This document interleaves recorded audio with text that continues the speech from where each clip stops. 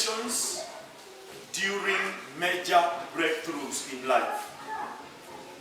Indications during major breakthroughs in life.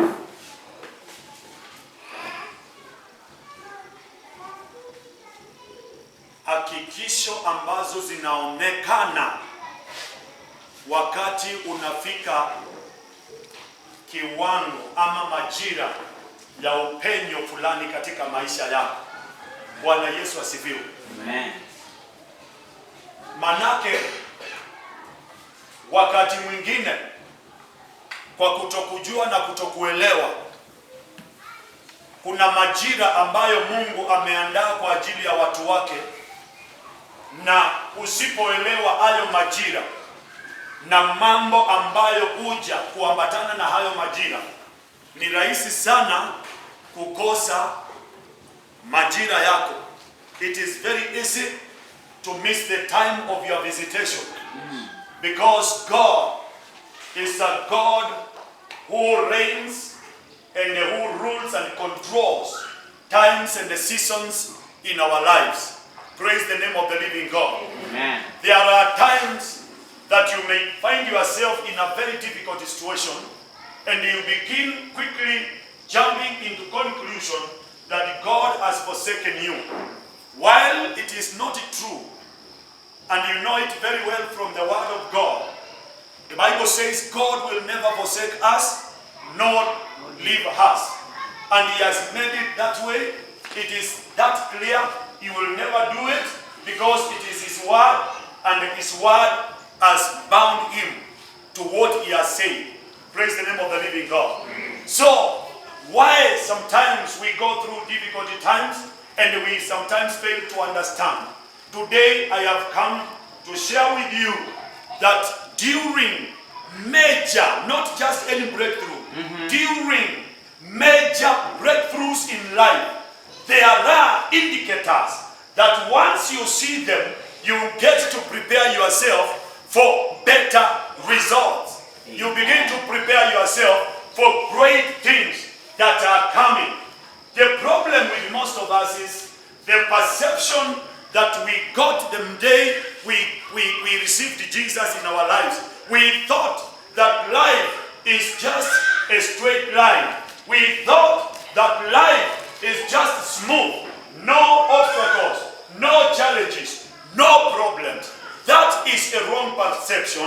It is a lie of the devil, because the Bible tells us in Psalms 34 verse 19 that many are the afflictions to the righteous, but the Lord shall deliver us from them all. Praise the name of the living God. Therefore, if for sure many, not few, many are the afflictions to the righteous, and believe you me, the more you hunger for righteousness, the more you are afflicted. Amen. The more you purpose to seek God, the more you get afflicted. But there are times when now major breakthroughs in life are set before you, and God is determined by His will and the purpose upon your life to, take you through experiencing a major breakthrough in life. Praise the name of the living God. When major breakthroughs are about to happen, brethren, there are indicators that will be spiritual signposts for you to see and to say for sure what is happening is not just a natural occurrence. There is something that is about to take place in my life. Praise the name of the living God. In such situations, there are times that you begin to also to experience some spiritual changes in your life. You begin to experience some realignment and some provocations from the realm of the spirit, and you begin to develop a certain urge. Yaani unaanza kusikia ya kwamba kuna vitu zinachemka ndani yako. Bwana Yesu asifiwe. Unaongea kama Yeremia, ama unakuwa unaishi kama Yeremia. Anasema ya kwamba nilipokuwa ninasikia mateso ndani yangu, ninapoangalia Mungu akiniongelesha akiniambia ya kwamba nimekuita ili uwe nabii mkuu kwa mataifa yote, nilidhania mambo haya vyenye Mungu ameongea yangu ni kwenda na kutimiza. Lakini anapoendelea na maisha na safari ya wito wake, Yeremia amefika mahali anamwambia Mungu, mimi kulingana na mimi ni kama ulinidanganya, uliniandaa, maana uliniambia hivi na nikatarajia ikuwe vile, lakini ninayopitia hata hivi tunapoongea, nimekuwa mimi ni kama the laughing stock to people. When people look at me, they think I am crazy. When people look at me, they think that I am abnormal. While you yourself, you are looking at me and you are seeing a prophet, while people are seeing a different thing altogether. Praise the name of the living God. It is because sometimes when you are about experiencing a major breakthrough in life, there are indicators that you must understand. And therefore I'm going to share only 3 indicators that shows you a major breakthrough is about to take place in your life. Are we together? Yes. Praise the name of the Lord. Amen. You know, sometimes even in such a moment, the Holy Spirit of God is so active in you that He will have to take a very active role to realign you and to help you break out of the norm. Hallelujah. Look at Mark chapter number 1 verse 13. You read at your own time, but you can note somewhere. Biblia inasema kwamba, and the Holy Spirit of God to drop Jesus. Can you imagine? Drop Jesus. If I tell Jackson, drive me to the city, drive me. Yeye ananibeba. Amen. The Holy Spirit is not telling Jesus, let us just walk to the wilderness. The Bible says after 40 days of prayer and the fasting, the Holy Spirit of God dropped Jesus to the wilderness and He left him there to be tempted by Satan. Why? Because there was a major breakthrough that was going to take place in the life of Jesus Christ. Hallelujah. Amen. Look at a man by the name Jephthah. The Bible says Jephthah was looked at by his half-brothers, and they looked at him and they called him a son of a prostitute. And they dropped him away out of the family, and they made it clear to Jephthah that, as you know, bear it in mind that you have no inheritance in the house of our father. Go and get lost. Little did they know they were preparing Jephthah for a major breakthrough. Praise the name of the living God. Indicator number 1 is the spirit of prayer. Spirit of prayer. And now listen to me, church. This is a very sensitive point, a sensitive indicator that many of you are going to bear me witness as I preach with you. As I preach to you. Wengi wenu mtakuwa mashahidi ninapowaambia haya. Wakati kuna upenyo wa kipekee unaenda kufanyika katika maisha yako, wakati huo mara kwa mara Roho wa Mungu atakuwa anakuchochea na anakuambia amka uombe. Mimi nakuambia vitu Mungu amenifanyia mimi mara kwa mara. I remember sometimes, especially 2009, the whole of 2009. Nakumbuka ya kwamba niko hapa tu Nairobi. Nilikuwa tu ninalala, nimetoka kazi, nimechoka, na nikiwa tu nimelala hivi, ninasikia usingizi ni kama umekaushwa tu. Na ni saa 6, saa 7. Halafu ninasikia a urge. There is unusual urge to pray. Have you experienced that? Umechoka, haujui sasa, hata hukuwa na mpango, lakini unasikia kitu kinakusukuma, kinakwambia amka uombe, amka enda kanisani, amka enda prayer center, amka enda fanya hivi, retreat, toka katikati ya watu, enda tu uombe, tafuta Mungu. Umewahi kuhisi vitu kama hizo? Those are indicators ya kwamba Roho wa Mungu anakuandaa na anakupigia sign, anakupigia mataa ya kukuambia hamka, kuna upenyo usio wa kawaida uko karibu kufanyika katika maisha yako. Jina la Bwana lipewe sifa. Na wakati huo ni wakati wengi wetu tunasema nimechoka, niko mbisi. Mwili unakuta mwili hautaki, lakini Roho wa Bwana anakupatia signal na anakuambia hamka uende. Praise the name of the living God. Let me tell you what something that is really worrying me a lot, especially because of the church of today. The church of today, when I look at the church, I'm telling you, I feel shedding tears. Because we are too busy with our business than seeking God. And the seeking is guidance. Bwana Yesu asifiwe. We are too busy. And believe you me, muruhusu mimi niwaambie hii. Mkristo wa Jumapili mpaka Jumapili, huyo tu ni kujientertain kanisani. Hapo hata kaimeni kamoja hakuna. Na sikuwa naitarajia. Na unajua lazima nikuambie ukweli. Kwa sababu mimi kitu moja, na nimekuwa nikiambia wale watu mmekuja karibu na mimi nimewaambia hii kitu mara mingi sana. Mimi kanisa yangu ya kukaa hivi nitulie, nitulie, ni Rongai. Bwana asifiwe. Wito wangu si kukaa hapa. How I wish you can understand me. Miaka yangu kutoka 1997 mpaka 2012 ndio nikuje Rongai, nimekuwa mtu wa kuenda nikifikia watu.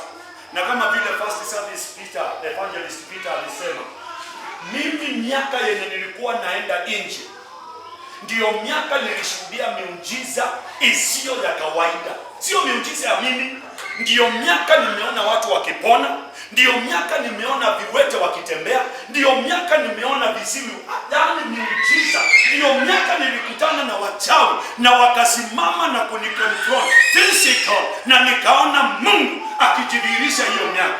Bwana Yesu apewe sifa. Wacha hao hapa Rongai kukatakata kuku ni vichwa. Hiyo hao hapa Rongai tu ni kukatakata kichwa kuku vichwa, wanakutupia hapa, wanatupa vinyesi. Au mimi hata hao kwangu ni I just overlook them. Mimi nilipita hiyo kiwango kitambo sana. Bwana Yesu asifiwe. Walitupa kuku hapa zimefika 19. Nilikuwa nafanya hesabu nasema, na kwa kweli Mungu asaidie kanisa. Kama kuku 19, na unajua kuku zile tumewahi kuona hapa zikitupwa, hakuna kuku ya chini ya 1000. So hiyo ni roughly 20,000. Niliongeza 19,000, nikaongeza huyo mtu kujitoa usiku, anjaliwa na labda amebeba na pikipiki na chombo. Nikapika mahesabu tu, nikamwekea pia leba, nikafika 20,000. Akikuja kuniroga. Na wewe 20,000 nikutoa hivi, ni kama hata ukikanyagiwa chini uwezi. Si useme amen. Na mchawi anaweza kusacrifice. Na hata juzi masi si ulikuwa hapa, si uliona tukiwa tumesimama hapa, kuku ndio hii imeanguka hapa, tuko wale pa, uliona? Kama mnafikiria naongea vitu ya 19 naongea vitu ya juzi tu. Kuku imetupwa tu, haina kichwa. Because mganga wao aliwaambia mkitupa haina kichwa, hiyo kanisa hata kichwa yake imekatwa. Ukijua mambo ya wachawi, utaamka na utamwabudu Mungu. Bwana asifiwe. Wapendwa, what did you do when the Spirit of God provoked you to wake up and rise up at midnight to pray? What did you do? You kept sleeping. Uliendelea na kulala. Wakati Roho wa Mungu alikuchochea akakuambia enda prayer center, wacha uone maajabu sasa. 2020 yote, January mpaka December, nani alichukua wakati akaenda prayer center? Inua mkono juu, tanganya uone. Ndio ujue Roho wa Mungu aliyeua Anania na Safaida bado hakuenda mahali, ako hapa tu.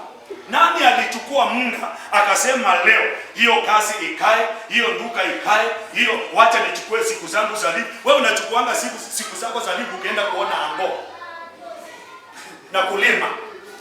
ndio unachukua siku za lipi. Na uko hapa siku zote tu, Bwana nikumbuke, Bwana nikumbuke, kutana na mahitaji yangu. Bwana gani? Tumekuwa makoni man kwa nyumba ya Mungu na makoni women. Siku gani ulichukua nafasi ukatenga wakati ukaenda prayer center na ukasema wacha nikae hapa ningojee Bwana, wacha nisikie anasema nini kuhusu watoto wangu, wacha nisikie anasema nini kuhusu ndoa yangu, wacha nisikie Bwana anasema nini kuhusu hatima ya maisha yangu. Inua mkono kama 2020 ulienda prayer center. Si upigie Kawira makofi. Si hata mimi unipigie. Wapendwa, anytime the Spirit of the Lord is signaling you to rise up at extraordinary hours of the night to pray, make sure you obey, because that is a signal. It is a prophetic sign in the realm of the Spirit that you are approaching a major breakthrough in your life. Amen. Look at Hannah. This woman, Biblia inasema ya kwamba hakuwa na mtoto, na mke mwenza alikuwa na watoto, anaitwa Penina. Na Biblia imetuambia Penina alihakikisha anamchekelea Hana asubuhi, saa 6 na jioni, ili amkejeli na amufilishe. Hiyo ni lugha ya vijana, kukufilisha. Bwana asifiwe. Amen. Ili usikie hivyo, usikie hiyo uchungu. Mimi nina watoto, unajiita mke mwenza na wewe huna mtoto. Hallelujah. Biblia inasema ya kwamba the Spirit of the Lord had to provoke Hannah. And let me tell you, Hannah mahali alikuwa anatoka ndio aende Shilo kila mwaka. It is a distance of miles. Na wewe uko hapa tu na ukukanyanga kanisani ni Sunday to Sunday. Na leo siku anatarajia amen. Kwa hivyo wewe tulia, sindano ingie vizuri, nikuponye ama iko haribu tu.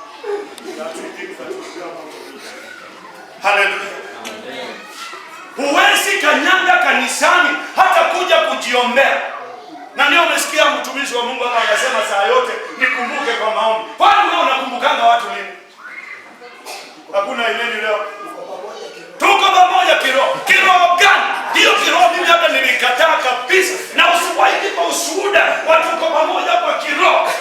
Hiyo ni uongo mtupu. Mtupu na upuzi wa yani that is spiritual darkness. Kamuundiga beba. Unajua kamuundi basi ni kama mtu kamekomana kabukia sana. Hallelujah. Hiyo ni Kiebrania. They are called spiritual babies. Small babies in big bodies. Na ndio watu mnanyonya mchungaji by the time afikishe miaka 70 amekaa kama ako na miaka 11854. Kwa sababu mimi ni kushinda hapa, ni kukuombea, nikikuiti kukuhubiria, mimi ni kuzeeka hapa mashinda na mimi nimesema hiyo mambo sitafanya. Hallelujah. Nataka nihubirie watu ambao wanajua ni wapi wanaenda katika maisha yao. Ni mzazi gani? Fred ni mzazi gani? Hanasomesha watoto, hanawashughulikia, hanawalipia school fees, hanawapatia hiki, hanawapatia malezi, hanawapatia, alafu mwishowe they are just useless. Ni mzazi gani atafurahia? Sisemi nyinyi ni useful. Bwana asifiwe. You are all useful until when you decide to be useless. Hallelujah. What are you doing when the Spirit of the Lord has provoked you to wake up? Hannah alikuwa anaanza safari na anaenda miles and miles, kilometers and kilometers, na anaenda anafika Jerusalem, mahali panaitwa Shiloh, na anakaa pale, anamulilia Mungu, maana Biblia inasema alikuwa na hitaji moja, inaitwa breakthrough ya kupata mtoto. Hallelujah. Praise Praise the name of the Lord. Amen. Wewe unahitaji gani? Wewe unataka nini? Na kama una hiyo hitaji, have you been sensitive in the spirit that when the spirit is provoking you in order to see the sign of your major breakthrough coming, you just ignore? Number 2. Sign number 2. Unusual grace to give. Unusual grace to give. Neema isiyo ya kawaida ya kutoa. Jana nilikuwa naongea na one of the ministers wenye walikuwa kwa hii conference, na nikawa ninamkumbusha, sitawahi sahau. It was on 11th May 1999. Now, one of the fathers in this nation, Wilfred Lai, akaja kuhubiri pale Huruma. By that time he was the Secretary General. Na akihubiri, nakumbuka mpaka leo hii, alikuwa anahubiri Haggai chapter number 3. Inasema, nendeni mkate na mlete miti tujenge nyumba ya Mungu. Bwana Yesu asifiwe. Actually, the first fundraise kuona ikiwa kwa gazeti 1999 imetoa the first fund drive yenye iliwekwa kwa gazeti, maana hakukuwa na ingine kwa kanisa ilikuwa imewahi fanyika ikafikisha hiyo pesa 11 million plus ikatolewa siku hiyo.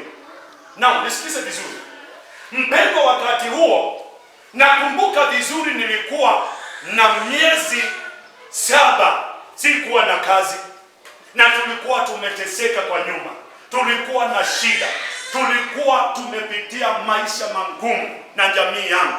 Na siku hiyo nakumbuka vizuri, mtumishi wa Mungu alisema, today just purpose to give in a way that it doesn't even make sense to you. Bwana Yesu asifiwe. Remember, I'm talking about unusual grace to give. Wakati unaelekea kuingia katika upenyo yani usio wa kawaida, kuna neema ya kutoa. Mungu anaachilia. Unakuta ya kwamba hata unaweza toa hii koti na uitupe hapa. I have seen it happening.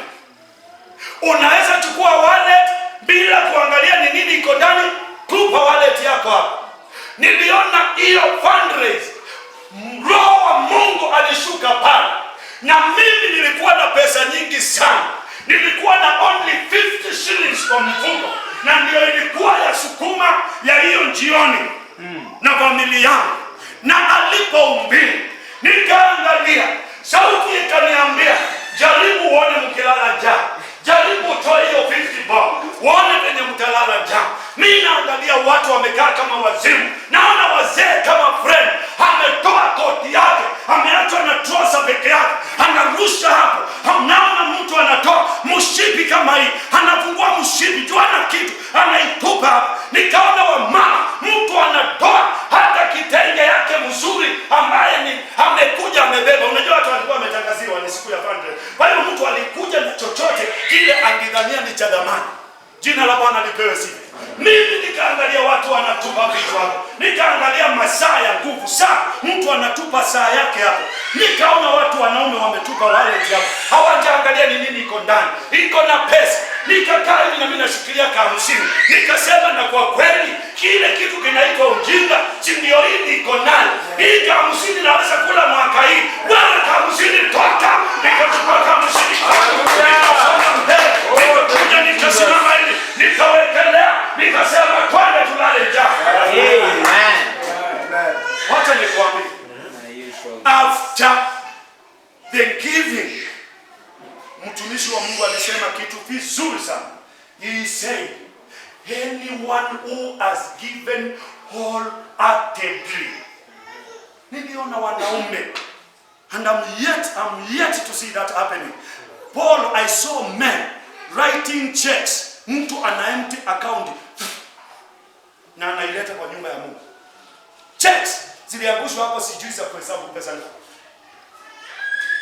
Na akasema hivi, anyone who has given wholeheartedly. Na he was very specific. Akasema kama hauna kazi, if you are unemployed, I've given you 3 months. After 3 months, you will get a job. Na mimi sikuwa na kazi. Believe you me, what I'm telling you is a true story. My wife is here, you can ask her. Mimi nakumbuka wakati huo tulikuwa tumepitia hali ngumu. Ukituona tukihubiri injili hii, wewe wachana na sisi. Na hii mchezo mnaona mko nayo watu wa kanisa la 21st century, kanisa ya Laodicea. Manake kanisa ya Laodicea iko na upuzi mwingi sana. Ni kanisa inajifanya imetosheka, ni kanisa haina shughuli na Mungu, ni kanisa inasema sisi tuko na dhahabu, na Biblia inasema ya kwamba nyinyi ni masikini, mmerarukiwa, hamna kitu, you are righteous. Bwana asifiwe. After that, mimi ukituona hivi, tukaweka kibanda ya mboga, na ukiniona hivi mimi najua kushika sukuma hivi na kisu hivi na kufanya nini? Hiyo ndio kazi nilikuwa nafanya nikiwa na mke wangu.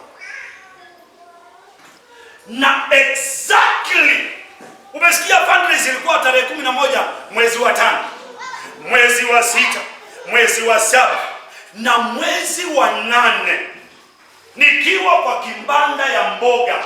A brother who we were living together in the plot akakuja, anaitwa Alexander Mutunga, akaniambia, ndugu, na ile injili Peter amehubiri asubuhi ya upendo, sisi tulikuwa na upendo. Mimi nilikuja kuona ujinga wa kiroho nilipofika mji wa Rongai, mahali watu wanararuana mchana na wanaongea wameokoka, mahali watu mtu hataki kuona mwenzake alafu wameokoka. Wokovu ndani wa aina hii. Biblia inasema rudieni upendo wa kwanza. Hiyo ndio ilikuwa barua iliyoandikiwa kanisa ya Waefeso. Yohana anawaambia, God is telling John, tell the church of Ephesians that I have one thing against them. You have forgotten the first love, and unless you go back to the principles, you are doing your own things and you are living your own life. Oh yes. Mimi nimekuja kuona watu wanakaa wokovu aueleweki nilipofika mji wa Rongai. Rongai ndio nilikuta kanisani, ndio nilijua kanisa za kiroho ziko na wachawi. Wewe unaomba hivi, yeye anakusambaratisha.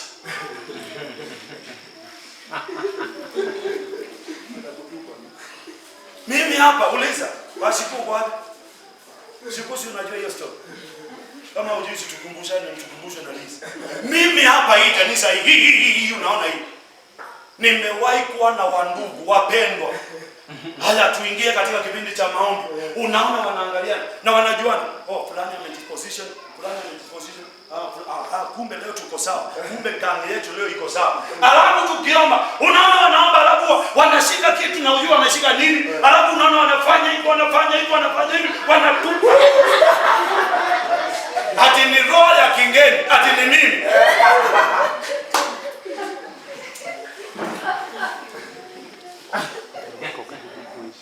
Dada mmoja kwa hii kanisa akaambiwa, enda Rongai, wewe ni muombaji mzuri sana. Enda pale Gong, uingie maombi. Na prayer agenda ni 2 tu, thibitishe. Ya kwanza, ombea huyu mtu akufe.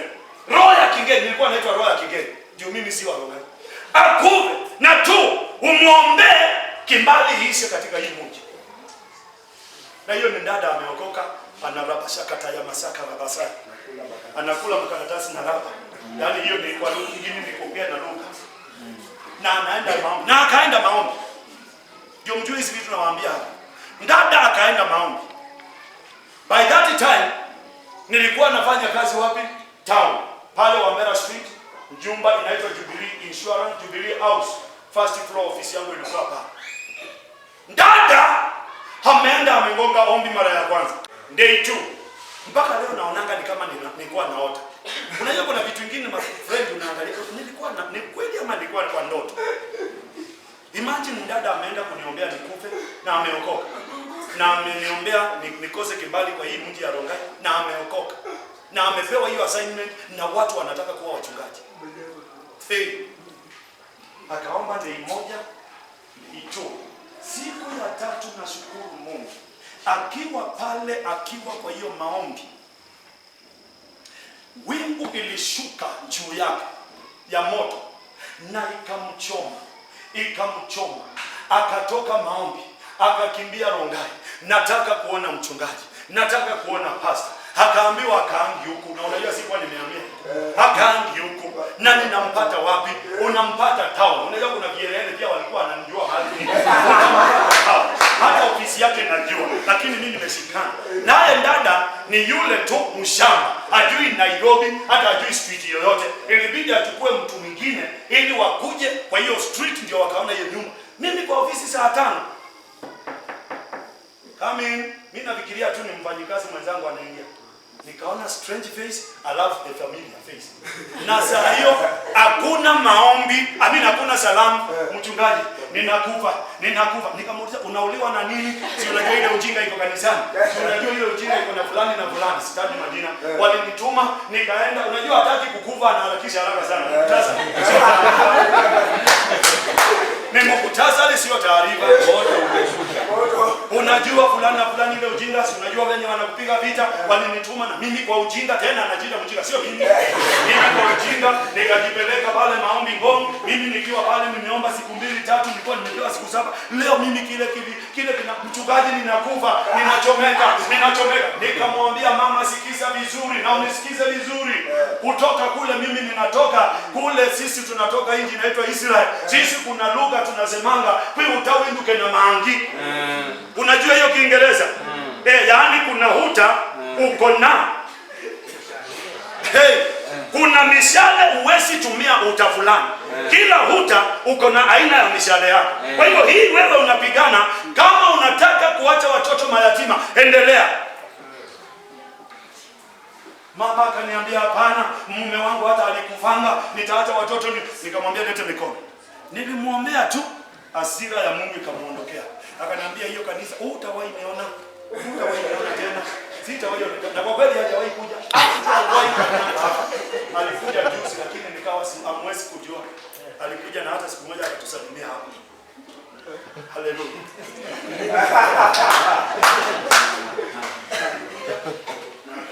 Unajua uzuri wangu, ukinikosea lazima nikusamehe. Kukusamea ni lazima. Ni lazima nikusamehe. Mimi hata unikosea ni lazima nikusamehe. Bwana asifiwe. Kwa hiyo ninasema nini wapendwa?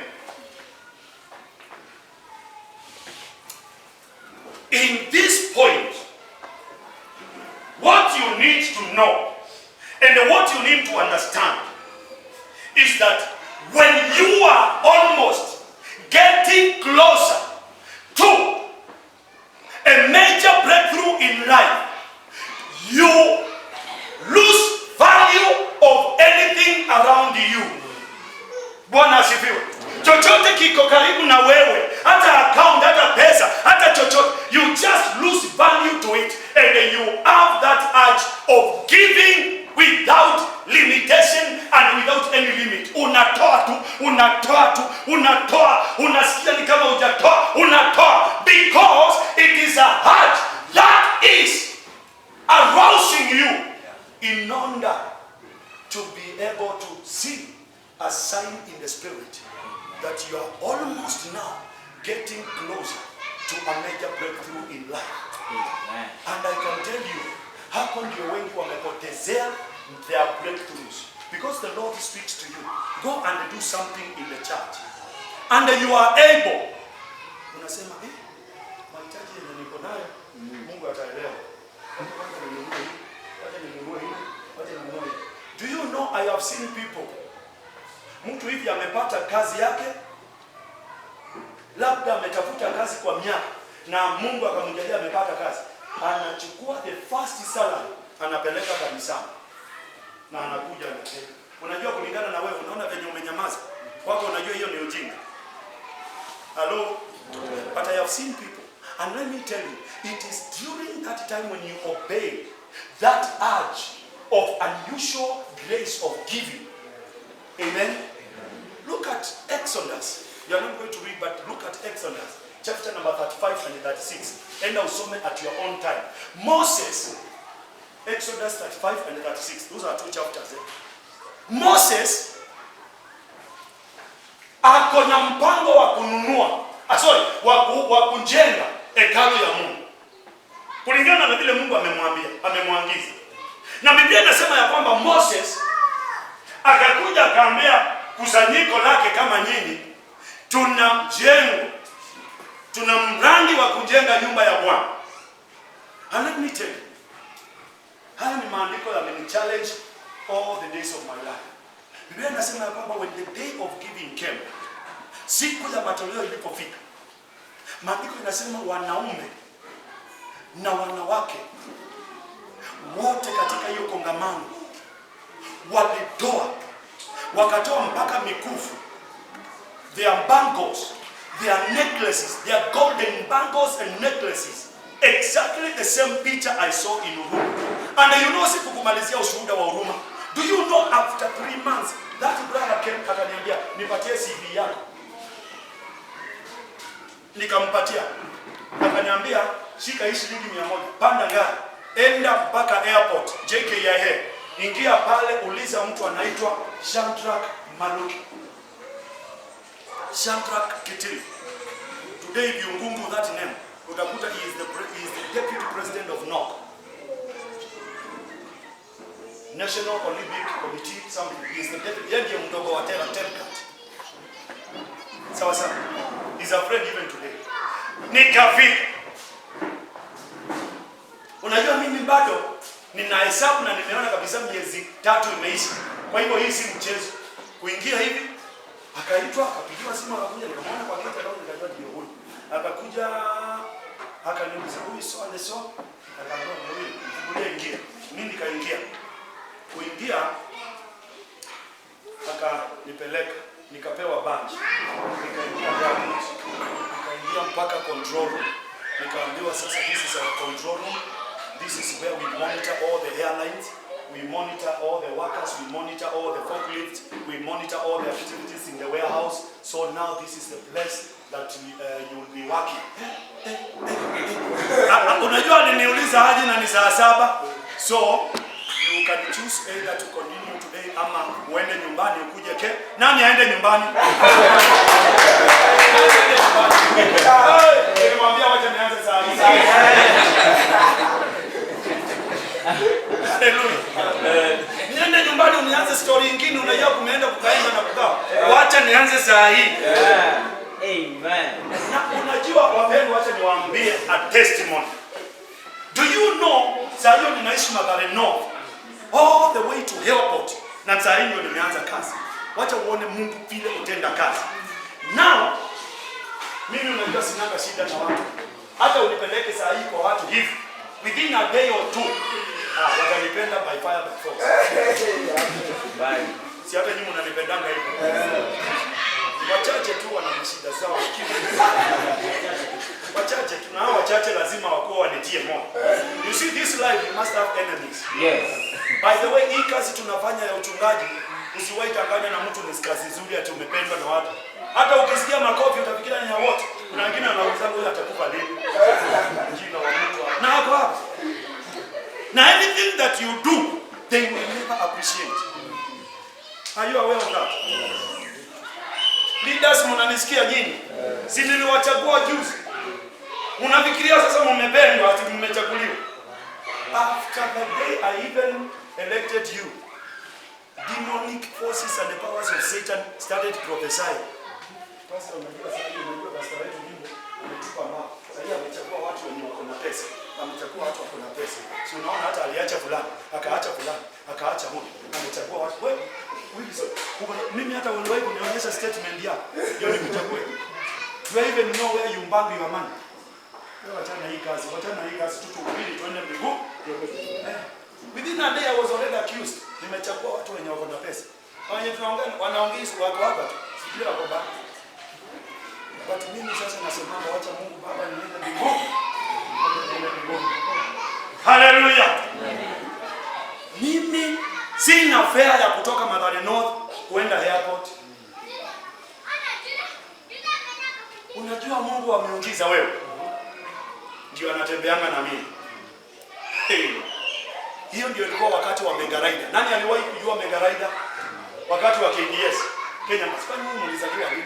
Yaani kutoka hapa ni yule ndugu pekee. Hata mama. Hakuna mtu mwingine amewahi kusikia mambo ya Mega Rider. Amen. Mimi nikawa marafiki pale hapo tu wamenipenda. Wakiingia shift ya usiku hivi. Na mimi sinaenda nyumbani. Wanaambia pastor aenda na unajua nilianza kuitwa pastor kama mimi si pastor. Wewe shika hii, wewe ndio mtu mwaminifu katika hii timu yenu. Shika hii. Saa nyingine nilikuwa napewa Mega Rider mpaka 3. Nasema hapana, nimepewa ingine na fulani. Napewa Mega Rider. Unajua mimi nimeenda na kesho narudi. Na yeye anampatia narudi nyumbani. Anaenda nyosia amemaliza. Wakiingia hivi, wapi pastor? Pastor ndio mtu wa pekee tu naweza patia Mega Rider. Bwana asifiwe. Katika ufalme wa pendwa, God knows how you will survive in every situation, in every challenge. He is there when he says, I will never forsake you, nor leave you. Immediately he will do it. Mimi nilikuwa napewa Mega Rider mpaka weekend wakati niko off. Imagine. Hiyo kaa nayo mimi nitatumia ya fulani. Imagine mtu anakuambia yeye hiyo yake ukae nayo atatumia ya fulani ndio wako shift moja. Hiyo inaitwa nini? Sine kimbali. Nilifanya kazi airport one full year bila kujua budget ya bus fare inakaaje. Bwana Yesu asifiwe. Why? Because of giving all that I had. And you know how much it was? God will always look at the motive of your heart. Yeah. God does not even have any business of getting into our pockets. He looks at the condition and what is in your heart. That is what God looks at. Mambo ya mfuko ni wewe unajua. Bwana Yesu asifiwe. Hallelujah. Amen. Wapendwa, how do you develop this urge, unusual urge of giving? And how will you ever sense that there is a signal signaling me that I am about getting closer to a major breakthrough? It is when you begin to feel that urge of giving, unusual giving. I feel like nahisi kubariki fulani na hii kasuti. Hii suti nikiwa nayo sina amani. I feel like clearing my wardrobe. I feel like clearing my wardrobe. Unafagia wardrobe hivi, unakuja umebeba manguo tu. Pastor, nimesikia kabisa sina amani. Tafutia mtu tu umbariki. Lakini sisi ni mangulu. Mastika. Mastinji. Hata nguo imeraruka bado umekwamilia. Unajua hii nguo naipenda. Unajua kile unasema, unapenda umaskini. Unajua kile unasema, napenda kukaa mahali moja. That is exactly the problem with the church today. That you cannot part with anything because you feel like you want to be and you are comfortable to be in one place. Amen. When that urge of giving begins to manifest in your life, obey, because you are almost getting closer to a major breakthrough in life. Praise the name of the living God. Like this woman in the Bible called the Queen of Sheba. Unajua mama alikuwa anakaanga. Vile umekaa. Unajua umekaa tu unasikianga ndani ya Yesu kuna kila kitu. Katika Bwana kuna utajiri. He will supply all riches according to the glory through Christ Jesus. Wewe ni kusikia unasikia. Why don't you one time make up your mind and make sure now you act not what you have been hearing. Now do. Mungu akusaidie. Fanya hivyo umesikia. Unjaribu Mungu. Hata maandiko inakuambia, "Nijaribu uone. Test me and see whether I will not." Na huyo ni Mungu anasema hivi. Test me. The problem with most of us when we are when we want to give to God. Another big problem that we must come out of it, shida ingine kubwa tuko nayo, is again the mentality when you are giving. Unakuja, watu tupelekee Pastor Kioko hii sadaka. Tumpelekee hii sadaka. Ukikuja, ujue chenye umeleta hapa ni mchanga. Mimi hakuna pesa ninautisha mtu. Hello? If you come with that mentality in the house of God, you will be giving two things. One, donation and a bribe. That is why wakati hautapata matokeo, utasema na huyu basi anakulanga pesa yetu. Mbona hata una statement mbona? The moment you get it right, that anytime you are coming to the church, you are coming to give to God, that is when you begin to experience the blessings of the Lord. But at the time you come to church with the mentality that you are bringing money to pastor, you are bringing this gift to pastor, now you are getting it wrong and you will never see results. Bwana Yesu asifiwe. Leo hakuko ibada mingi, labda next Sunday. Hello. Imagine this lady called the Queen of Sheba. Hapa Ethiopia tu. Alikuwa anahisi tu anasikia there is a king called Solomon. Alafu anasoma magazeti, the wealthiest king on earth. Ni kama sasa Bill Gates. Anasoma. Huyu mfalme na ni mfalme kama mimi. Kwani kunaendanga aje? Wacha niende nikamuone. Na mama akapanga safari ya kwenda kuona nani? Solomon. Listen to me. Hakuenda kienyeji. The Bible says she carried with her 120 pieces of gold kwenda kuona Solomon. And when she arrived, Biblia inasema ya kwamba the way she was received, the reception itself,